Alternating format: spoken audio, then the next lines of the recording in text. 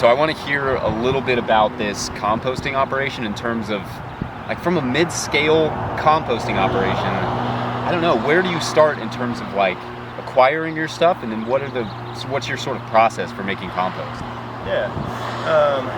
Well, I think we started composting out of the desire to just not have waste from the site. So a lot of the material is just straight up from the market itself, market beds. And after we harvest, we take all the debris out and we pile it up. And but aside from that, there's a lot of different stable bedding resources around here, and horse manure, chicken manure. But really the biggest supply that I have is I have connections with James Fair that they do here in town, and it's basically just like straw bedding mixed with manure and different kind of shavings, and really that's all I've been using, just adding those things all together, getting it really moist, and flipping it at least once a week, maybe twice, just depends how busy I am.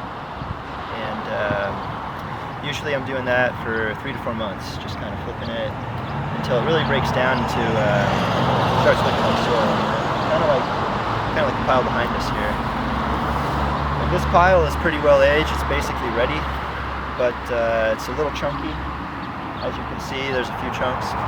But when I spread it out, if it's like really big chunks left, I'll just take it out and put it back in to my compost that I'm still turning. But other than that, if it's just like a chunk something but not too big, I'll just leave it there for kind of slow release nutrients.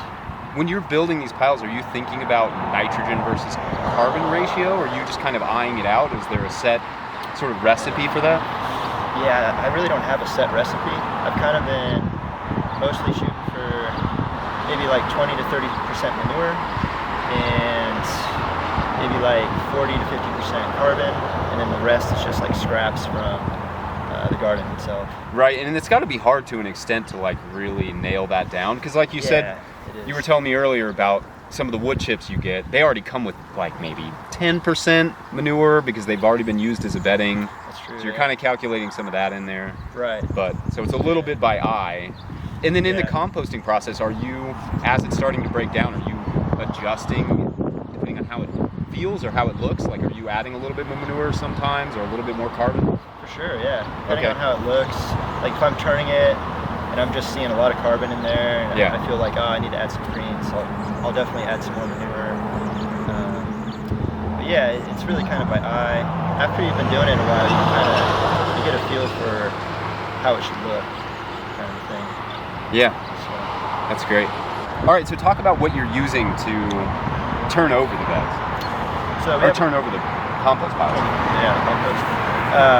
We have a tractor, skip loader, and we just come in and basically, depends how big the pile is. If it's kind of small, I'll just come in from the side, like perpendicular to the pile, and just scoop it, flip it over, and kind of move the pile forward. Okay. If it's like a really big pile I got going on, sometimes I'll take the tractor and kind of spread out the material and kind of re-wet it again and pile it back up. So it depends how big the piles I have are, how big they're going. What are you using to wet it down? Just hoses? Yeah. Or do you turn on a sprinkler? Or? Yeah, I get the percussion sprinkler on a tripod, and I set that up on either end and just have it spray at certain angles to where it hits the whole pile.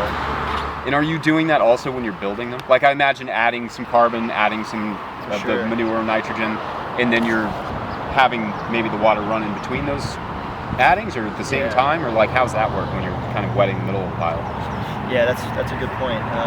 You definitely want to add water as you're adding in material in different layers, because if you just add it all together dry, it takes like way more water, and it's harder to get it to penetrate down into the middle. Right.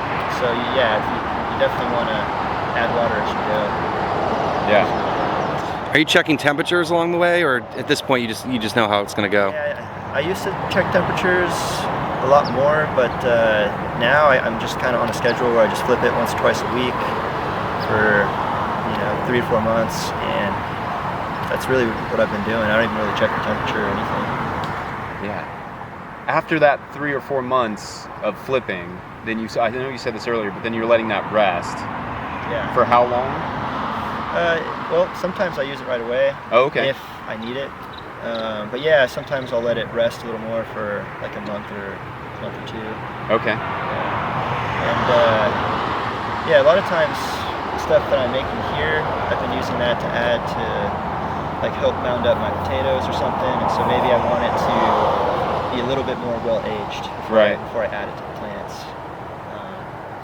So yeah, it kind of just depends on what I'm going for and the time of year. Yeah. So this, most of the time, you're not adding, like with the lasagna beds, you're using manure and straw.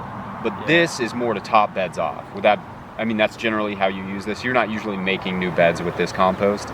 I do make new beds with this. Okay. Like when I do a lasagna bed, I don't use straight manure. It's always like manure mixed with browns and some kind of carbon and It's already composted. It's already composted. Yeah, Okay. I usually don't use raw manure. So would you use this in a compost or in a lasagna bed then? Yeah. Okay. Yeah, you could use this as a layer in the compost or in the lasagna bed. And then, like you mentioned, I use it to just cap the top of my beds. Okay. To like really just trying to feed the biology. Right. And really just keep it healthy and keep the soil going. That's great. Cool. Can we take a look at some like in different stages? Yeah, definitely. So this is one of the main ingredients normally for my compost pile. I get a lot of stable bedding or some kind of animal bedding, and this in particular is from the junior fair close by here in town where the kids raise animals. And so this already has some manure in it, and so it's really a good addition to the compost. So I'll mix this in with maybe some more manure and just a ton of material from the market garden, and just mix it all up. So what percentage roughly do you think this is of your pile? This could be up to like 30-40% of the pile sometimes. It depends how much I get. Okay. But yeah. Okay. And then it looks like you got just wood chips over here? Yeah, this is wood chips, and I got this from the same guy that hooks me up with this stuff.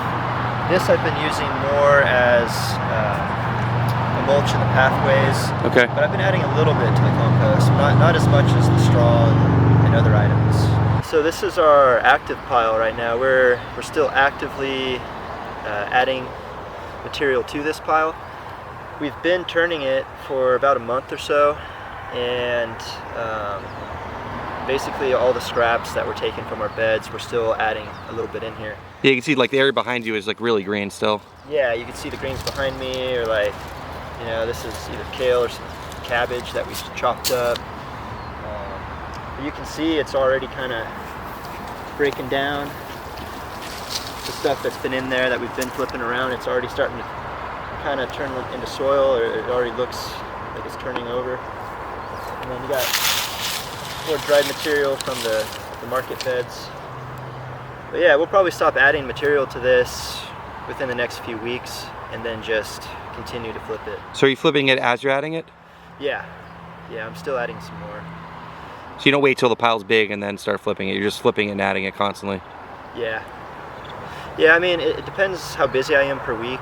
Like when we're in the adding, like when we're still adding material at that stage, maybe I'm not flipping it exactly once a week, but definitely once we get to the point where everything's in there and we're not adding anything anymore, then that would definitely be a once or twice a week flip. Okay, let's look at one further along. Yeah, definitely. All right, so now we're at my most aged pile right now. We've been flipping this for 3 to 4 months, and it's basically done. We could add this to beds now. You can really see if you dig in here, it's just a real nice, rich, dark compost. Nice and moist inside. And yeah, I'm probably gonna save this for the spring. I'll be adding it to some beds, and probably helping to mound the potatoes as well with this. When you mound the potatoes, you're just putting that compost up against the plants, or are you doing kind of a long row of them? How does that work? Yeah, like I know a lot of people, they kind of work around it and just use the soil that's in the bed. Yeah. And I do that too, but to get a little bit more on top, I'll just come in with a wheelbarrow full of this and just add it around the base of the potato, like with the shovel, just kind of sprinkle it down on the plant. It just kind of mounds up around the base of it. Right, that's great. Yeah. Hilling it up with compost. Yeah. Yeah.